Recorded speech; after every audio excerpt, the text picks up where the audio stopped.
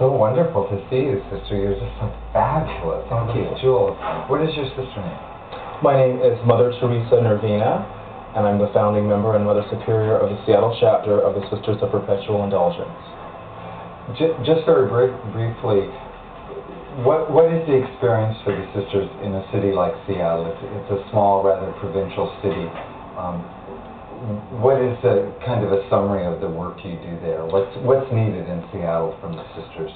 Basically, we find ourselves as caregivers. We concentrate our efforts as far as fundraising to raising money for AIDS research and education, and supporting those charities that are support systems for those HIV positive, homeless, and those living with AIDS, their families and their friends and their lovers. How has broader Seattle,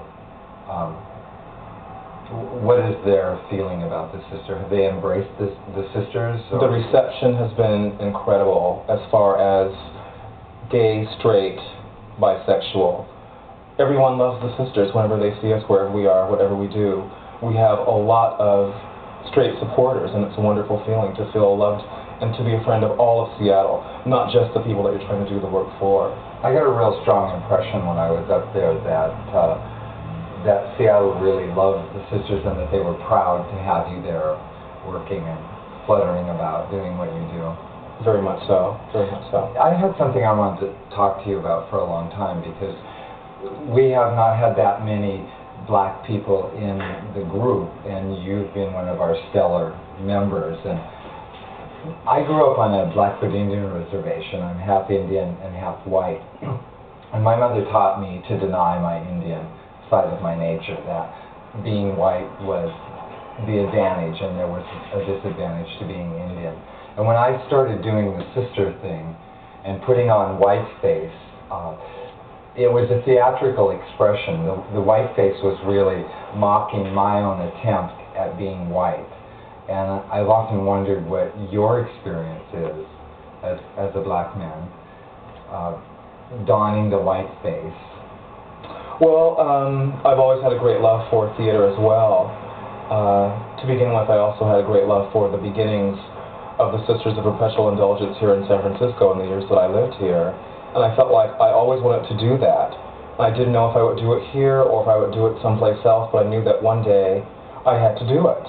And as far as my blackness, it's something that I've always, of course, had to live with. I can't do anything about it, but it has taken years of healing for me to learn to love myself because of the treatment that I got as a child growing up pre-civil rights movements and being told things like, well, your skin is so black, you're not just black, but there are different degrees of blackness, you know, like high yellow or, you know, brown or black.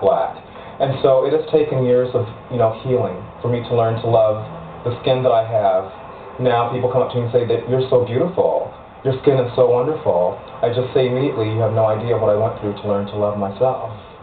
And that clearly has had an impact on how you do the sister. Exactly. Exactly. I really identify with a heartfelt thing inside. I want to serve. I want to give. My heart is really big. And the sister is a perfect way for me to be able to do that. What do you think is your greatest virtue as a nun? My greatest virtue as a nun? That's sort of difficult. I don't know. I guess because I'm a caregiver. My first instinct is to give selflessly without hesitation, without question. It just comes out. It's not like I think about, I'm going to do this. It's as natural as breathing. I just want to give. Well, caregiving has always been a function of nuns, one of their most important ones. What virtue would you say you struggle most with? Struggle most with? Probably pride. Pride. Because when I feel myself being proud of things that I've done, or proud of things that, you know, that maybe I want to do, or little accomplishments, I want to get that out of the way and get myself out of the way so that I have a clear picture that it has to be selfless giving. It has to be giving without a sense of reward, without a sense of being compensated, whether anyone notices what you're doing or not, or anyone thanks you on the spot, just that you did it, just that you are grateful that you were able to give, that you're here to give. Pride is a very difficult virtue. because it's a double-edged sword. There's false pride, which is very defeating, and there's pride that empowers you. So that is a very difficult virtue. I appreciate your struggle with that one. Mine's impatient. Thanks.